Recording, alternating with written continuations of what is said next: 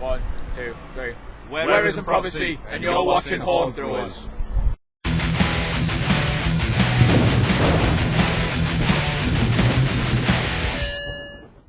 Cheers.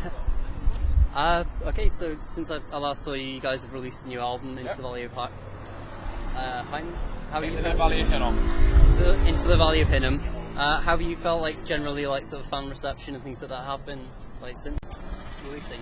Yeah, it's been really good so far. I think it's trying to get it out as far and wide as we possibly can. It's quite early years, I think. Yeah, it's only been out a month and a bit, so it's. Quite a couple of reviews, they're quite positive. So Yeah. Like from what little I've heard of it, it sounded really great. So. Cheers, man. Because I noticed when I went up to the northeast that there was a very vibrant music scene up there. Do you think that's sort of partly influenced by the fact that not many bands choose to tour up in the northeast, so you sort of have the mentality of we better do it ourselves? Yeah, I think the northeast has kind of always had its own sort of scene in a way. I mean, there's always been different pockets of it. It's died out a little bit. But at the minute it seems to be on a bit of a drive, so it's good going at the minute. Like little pockets of it everywhere, but it's going good. I was wondering just also, because obviously we've covered you on our channel before, but just for anyone that's new to watching it, if you could just sort of briefly describe your band and what they could expect if they pick up one of your albums. Bit of a strange one. Bit of everything. I think it's a lot of thrash there, but because we've got influence like Iced, heavily influenced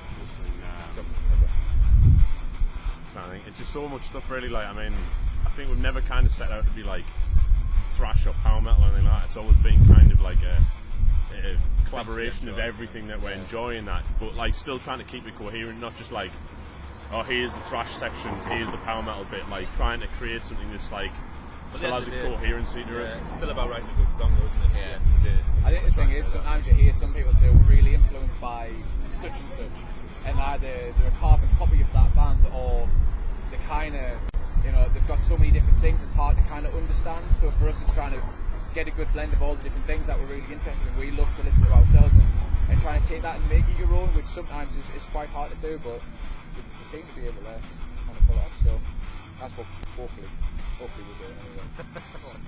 Yeah, definitely seems to be working out.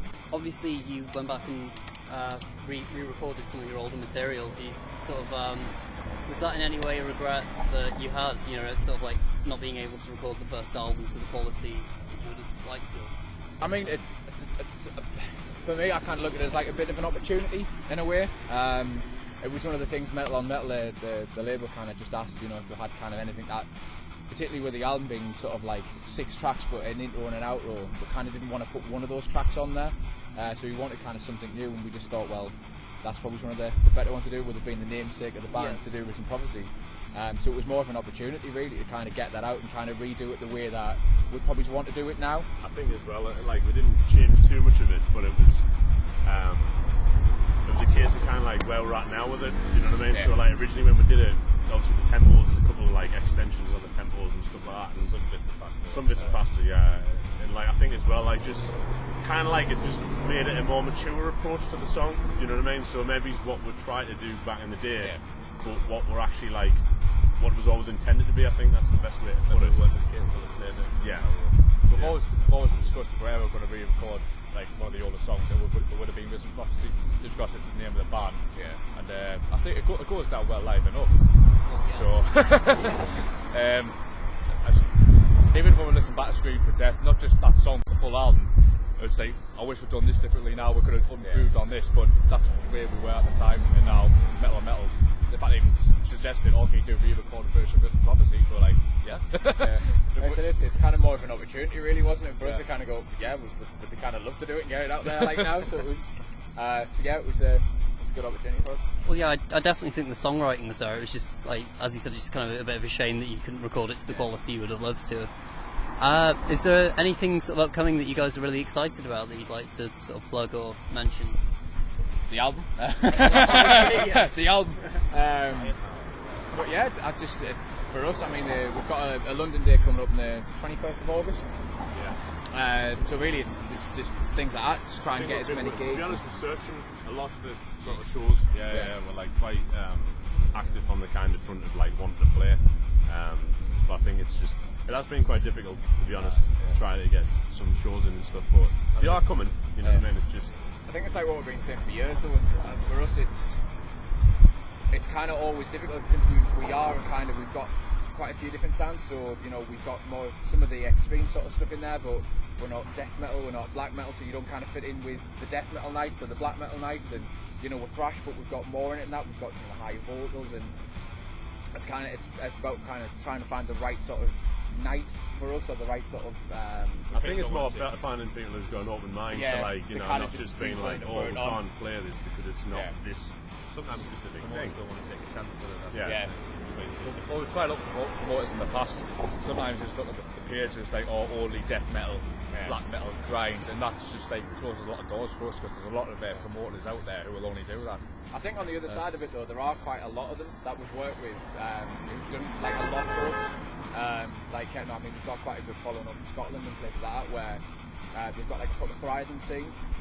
So for us, it's really good in there. So, like you're saying, there's some of them who it's kind of hard to get gigs from. We've got some of them, like some of the promoters who like really try the hardest for us. So it's kind of a bit of a mismatch, really. We've got like some who it's harder to work with, and some who an absolute pleasure to work with. It's quite good. Well, actually, it was interesting you mentioned how difficult it is to sort of pin yourselves down to one genre, but I think ever since like hearing your first album, you've reminded me of like sort of a speed metal band, Agent Steel. Have you ever heard of them? Yeah. It's a very sort of similar thing that you've got going on there, which is really good. But you touched on something really sort of important there, where I think one of the strengths of the metal scene is diversity, and it is a really sort of negative thing when people do just pen themselves down to like one subgenre or a subgenre within a subgenre or something like that. And it's quite limiting, I think. Yeah, definitely. I mean, it's quite good to be able to play like bills like we're playing tonight in Manchester. It's quite nice because there's loads of different bands, totally eclectic, different tastes, and it's really good to be able to kind of play a night where there's everything on. So it attracts like more people as well, because you know if you're you know a death metal diehard, if you come along, if there's a death metal band, if there's a few other different elements in there, you bring loads of different people who are interested in different things together rather than just the one. And so varied bills are usually really good. Like. Well, I suppose it'll open their minds to sort of other things as well, hopefully.